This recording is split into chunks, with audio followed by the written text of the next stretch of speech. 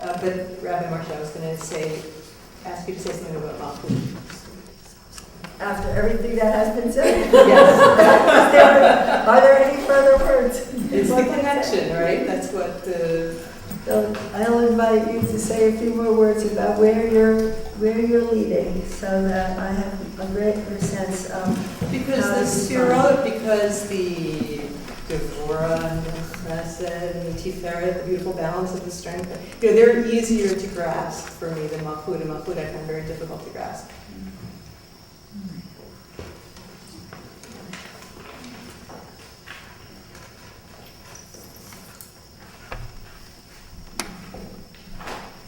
And that is how it should be.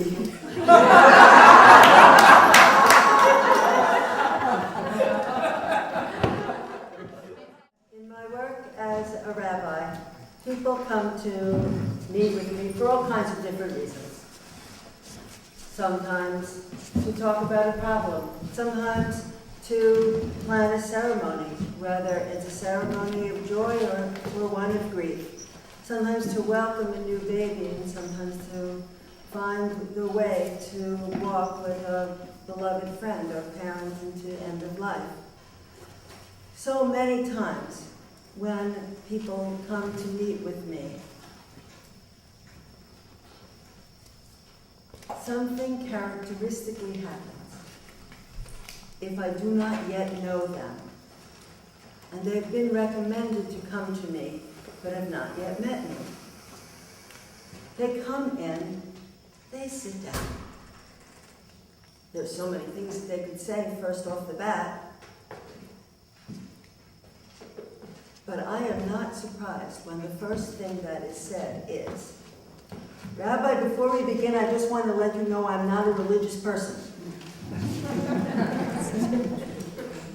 But I'm very spiritual.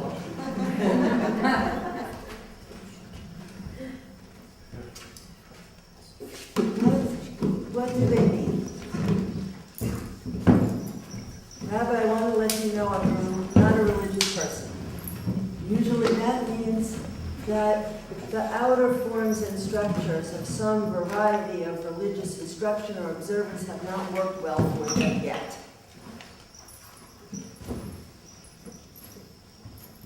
I'm very spiritual, is what comes next.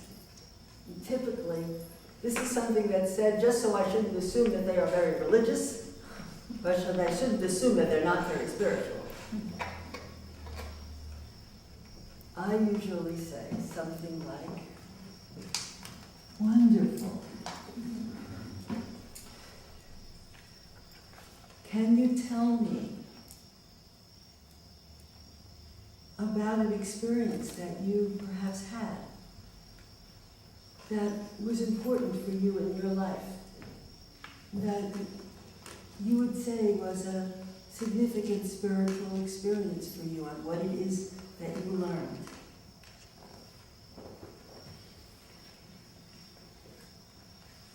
Well, the stories are many, but the wisdom, that which was learned, whether the story was the story of the mountaintop, gazing out over the night sky, staring into the waves of the endless ocean when the horizon recedes into infinity, looking into the eyes of a newborn child. So many stories. But what is it that is discovered? What is the aha?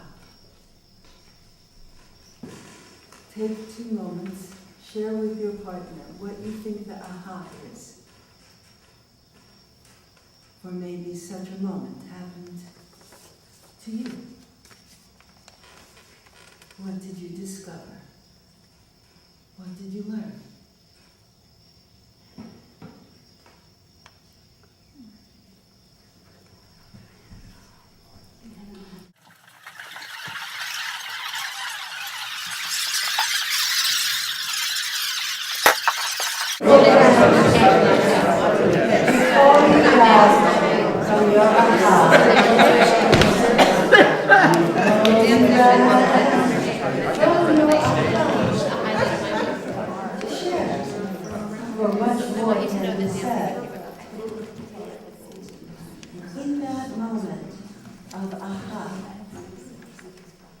when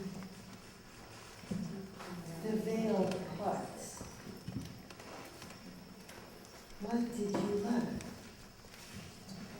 What do you learn?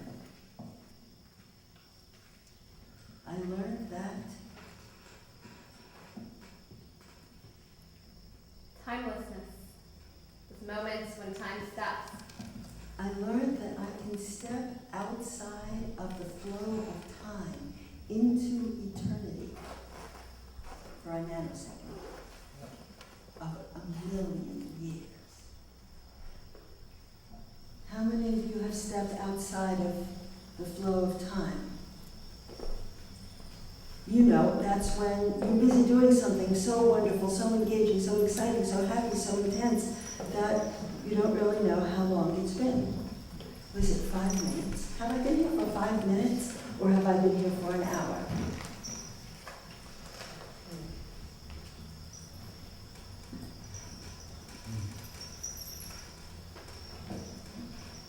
That's one hint.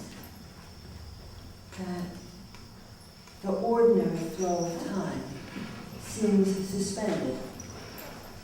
But it doesn't have necessarily to do with some special thing that happens. I mean, that happens to me all the time if I'm doing a crossword puzzle or reading. It just goes by like that. How wonderful. How special. No, how wonderful is what you say to the people that are coming from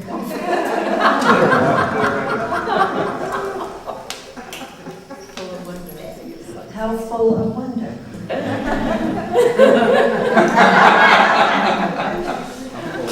I learned that I learned that I'm very small and connected. I learned that in the vastness of a cosmos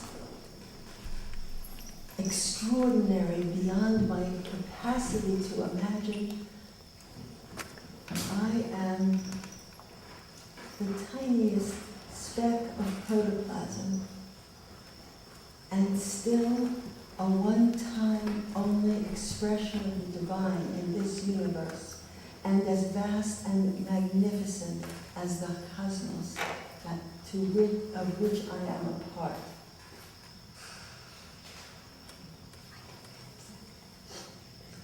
I learned that everything is connected, and that I'm a part of something bigger than myself. I learned that I matter.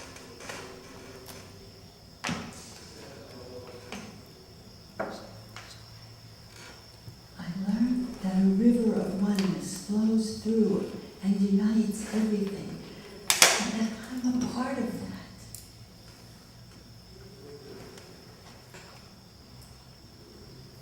I learned that I can open my heart, and love can flow through me like a mighty stream, connecting me to everything that is.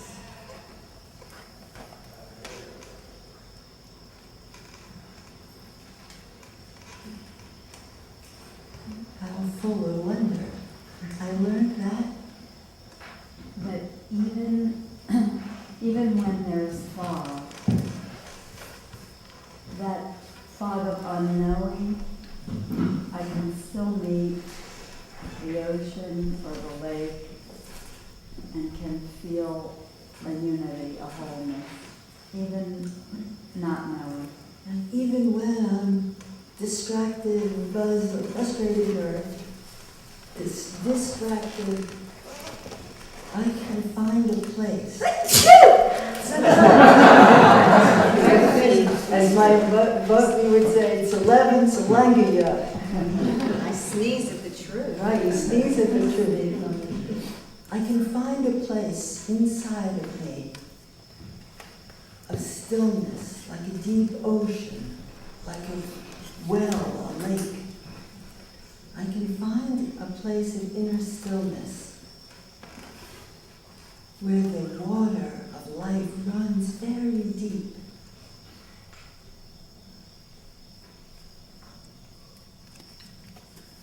I learned at the birth of each of my 3 children that the creation of life is truly miraculous.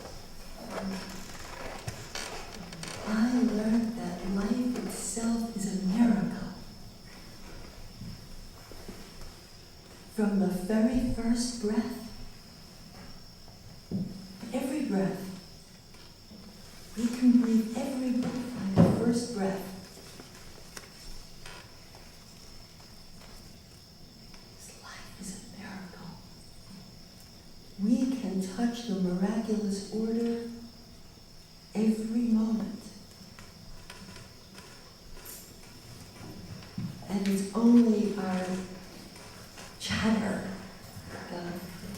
the white noise that we sometimes allow to fill our hearts and minds, that makes it seem sometimes that that is not so.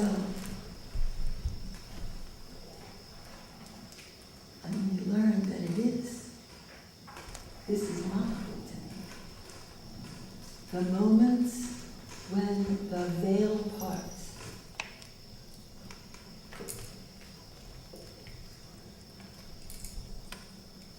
Something inside of ourselves opens to the allness. The sluice gate opens. The reservoir flows.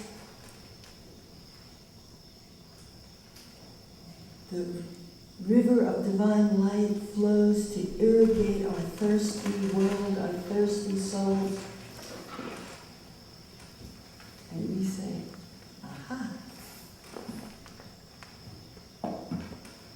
Malchut.